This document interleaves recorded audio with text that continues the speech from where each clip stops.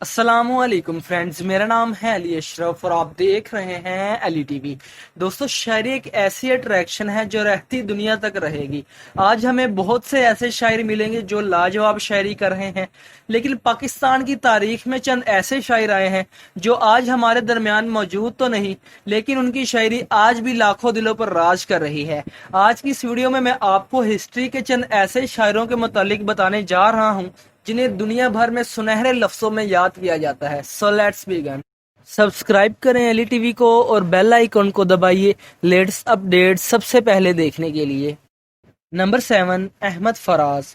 दोस्तों, अहमद फराज एक ऐसी शख्सियत थे जिनके बारे में कौन नहीं जानता। अहमद फराज 12 जनवरी सन 1931 को पिशावर में पैदा हुए। बहुत ही कम लोग ये बात जानते हैं कि अहमद फराज का असल नाम सैयद अहमद शाह अली था, लेकिन आज इनके मदा इन्हें अहमद फराज के नाम से जानते हैं। इन्होंने फराज के तखल्लुस के तहत शायरी की, इसी वजह से इन्हें फराज का लक़ब मिला। इन्होंने एडवर्ड्स कॉलेज पिशावर से तालीम हासिल की और पिशावर यूनिवर्सिटी से उर्दू और फारसी में मास्टर की डिग्री हासिल की। अहमद फराज ने अपनी शायरी करियर का आगाज कॉलेज में किया और अपनी पहली गजल तन्हा तन्हा लिखी, और शुरू से ही उनकी शायरी में मोहब्बत और खूबसूरती मौजूद थी, और इसी वजह से उनकी गजलों को कई मारूफ गुलकारों ने गाया, जिनमें मेहंदी हसन और नूर जहां शामिल है, और यही वजह थी कि उन्हें बेहतरीन गजलें लिखने का सेहरा मिला।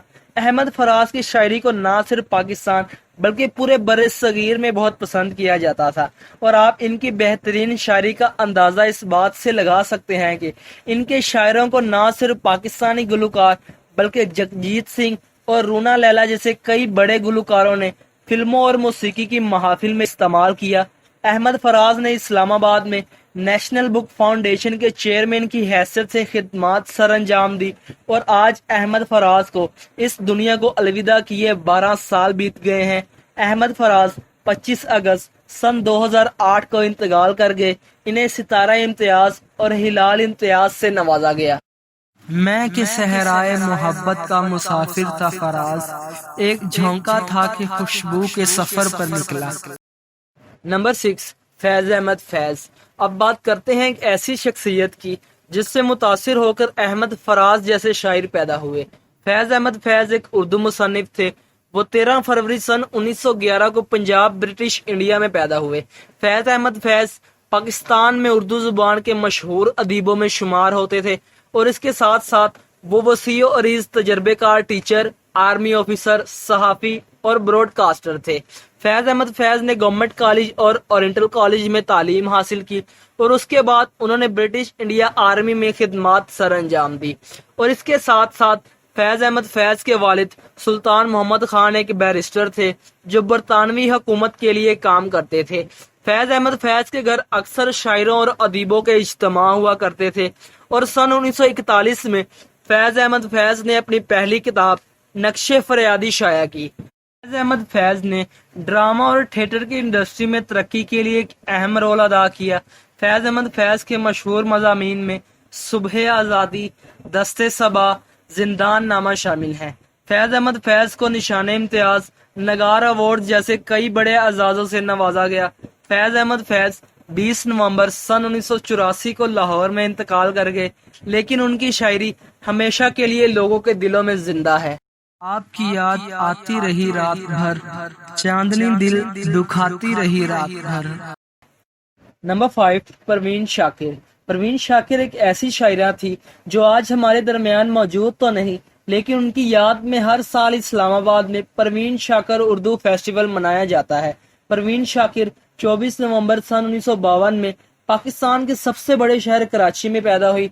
इन्होंने कराची यूनिवर्सिटी में तालीम हासिल की। परवीन शाकिर ने BA, MA, PhD की तालीम हासिल की। परवीन शाकिर ने बहुत छोटी सी उम्र में लिखना शुरू कर दिया। वो नसर और शायरी दोनों लिखती थी। बतौर टीचर उन्होंने 9 साल तक खिदमात सर अंजाम दी, और उसके बाद इन्होंने सिविल सर्विस में शमूलियत इख्तियार की और महकमा कस्टम में मुलाजमत की, और फिर सन 1986 के बाद वो Pakistan central board of revenue और Pakistan federal board of revenue में बतौर सेक्रेटरी तैनात हुई। सन 1976 में परवीन शाकिर ने अपनी पहली शायरी खुशबू की जिल्द जारी की। परवीन शाकिर के मशहूर अशात में सात बाग, मार्श मैरीगोल्ड اور خود کلامی شامل ہے اور انہیں برائٹ آف پرفارمنس کے ایوارڈ سے بھی نوازا گیا۔ پروین شاکر 26 دسمبر سن 1994 کو 42 سال کی عمر میں دنیا کو الوداع کہہ گئی۔ وہ تو خوشبو ہے، ہواؤں میں بکھر جائے گا، مسئلہ پھول کا ہے، پھول کدھر جائے گا۔ نمبر 4، مرزا اسد اللہ بیگ خان۔ مرزا غالب 27 دسمبر سن 1797 کو یوپی میں پیدا ہوئے۔ مرزا غالب اردو اور فارسی کے شاعر تھے۔ وہ کالا محل آگرہ مغل بادشاہوں کے خاتمے کے بعد ازبکستان چلے گئے۔ انہوں نے لاہور، دلی اور جے پور میں کام کیا۔ مرزا غالب نے صرف 13 سال کی عمر میں نواب الہی بخش کی بیٹی عمرو بیگم سے شادی کی اور وہ دلی میں چلے گئے۔ اور دلچسپ بات یہ ہے کہ غالب نے صرف 11 سال کی عمر میں شاعری کمپوز کرنا شروع کر دی۔ ان کی پہلی زبان اردو تھی، لیکن ان کے گھر میں فارسی اور ترکی بھی بولی جاتی تھی، کیونکہ ان کے دادا ترکی سے ہجرت کر کے ہندوستان آئے تھے۔ غالب نے بہت ہی کم عمر میں فارسی اور عربی کی تعلیم حاصل کی۔ غالب نے فارسی کو عربی رسل مخط میں لکھا، جو جدید اردو لکھنے کے لیے استعمال کیا جاتا تھا، لیکن اکثر لوگ ان کی زبان کو ہندی کہتے تھے، اور یہی وجہ تھی کہ ان کی ایک کتاب عود ہندی کو ہندی کی خوشبو کہا جاتا تھا۔ در حقیقت غالب اردو کے مقابلے میں فارسی کو زیادہ اہمیت دیتے تھے۔ غالب کے دور سے پہلے غزل غم کی محبت کا اظہار کرتی تھی، لیکن غالب ایک نیا فلسفہ لے کر آئے اور انہوں نے محبت، عشق اور کئی دوسرے موضوعات پر غزلیں لکھی، اور اس کے ساتھ ساتھ غالب نے کلاسیکل غزلیں بھی لکھی۔ اور سب سے بڑی بات یہ ہے کہ غالب کی شاعری کا زیادہ تر حصہ نعت پر مرکوز ہے، جس سے یہ ظاہر ہوتا ہے کہ غالب ایک سچے مسلمان تھے۔ انہوں نے 101 آیات پر مشتمل قصیدہ لکھا، جس میں انہوں نے اپنے آپ کو گناہ گار قرار دیا اور کہا کہ وہ اس لائق نہیں کہ محمد صلی اللہ علیہ وآلہ وسلم کے سامنے کھڑے ہوں۔ آدھی رات ہے، اب وہاں کوئی نہیں ہوگا، آؤ غالب اس کی دیوار چوم آتے ہیں۔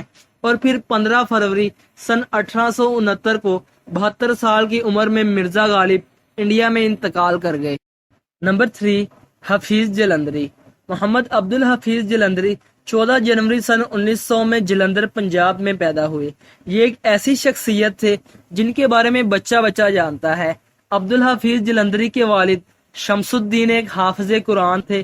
عبد الحفیظ جلندری نے اپنی ابتدائی تعلیم مدرسہ میں حاصل کی اور بعد میں انہوں نے ایک مقامی اسکول میں داخلہ لیا، جہاں انہوں نے 7 اسٹینڈرڈ تک تعلیم حاصل کی، اور پھر سن 1947 میں وہ پاکستان کی آزادی کے بعد پاکستان آ کر رہنے لگے۔ عبد الحفیظ جلندری نے پاکستان تحریک میں حصہ لیا اور اپنی تحریروں کو پاکستانی عوام کے لیے استعمال کیا، اور سن 1948 میں وہ کشمیر کی آزادی کے لیے فوج میں بھرتی ہو گئے، اور اسی دوران وہ زخمی ہو گئے۔ عبد الحفیظ جلندری نے کشمیری ترانہ لکھا، وطن ہمارا آزاد کشمیر۔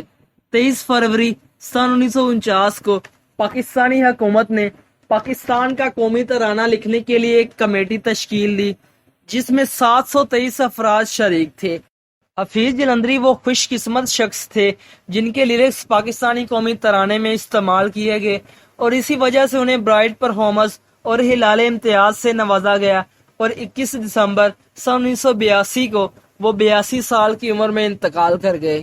نمبر 2، میر محمد تقی میر۔ میر تقی میر فروری 1723 کو آگرہ انڈیا میں پیدا ہوئے۔ اگر 18ویں صدی کے بہترین علم برداروں کی بات کی جائے تو میر تقی میر بھی ان میں شامل ہے، اور حقیقت تو یہ ہے کہ میر تقی میر ہی وہ شخصیت تھے جنہوں نے اردو زبان کو صحیح شکل دی، اور یہی وجہ ہے کہ انہیں سنہرے لفظوں میں یاد کیا جاتا ہے۔ وہ دلی میں ایک اسکول میں اردو غزل کے ٹیچر تھے۔ میر تقی میر کی زندگی کی بہت سی حقیقی تفصیلات قیاس آرائیوں کی نظر ہیں۔ میر نے اپنی زندگی کا زیادہ تر حصہ مغل دلی میں گزارا، وہ اور اس کے بعد لکھنؤ میں اسود اللہ دربار میں چلے گئے۔ میر تقی میر کی شاعری ناقابل تلافی شہرت رکھتی تھی، اس لیے ان کا موازنہ مرزا غالب سے کیا جاتا تھا۔ اگر میر تقی کی فیمس پوئٹری کی بات کی جائے تو سر فہرست ہے خوش تھا کہ تم ہی استاد نہیں ہو غالب، کہتے ہیں اگلے زمانے میں کوئی میر بھی تھا۔ شنود سنگھ نے میر تقی میر کی زندگی کے متعلق کچھ دلچسپ تفصیلات پیش کی۔